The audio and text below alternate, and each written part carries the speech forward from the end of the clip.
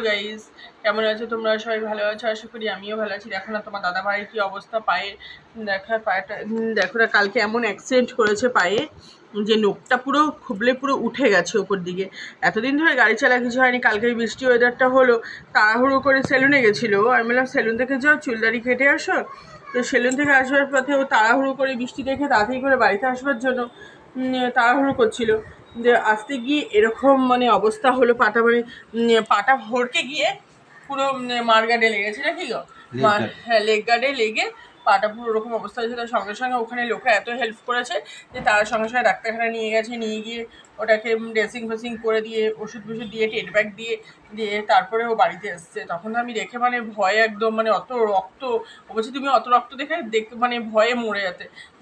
দেখো এখন ড্রেসিং করবে, ওই করবে, কারণ আমি এইসব ড্রেসিং ফেসিং করতে খুব ভয় লাগে আমার, কারণ ও নিজেই করবে, ড্রেসিং করবে। আর এই নিয়েই তো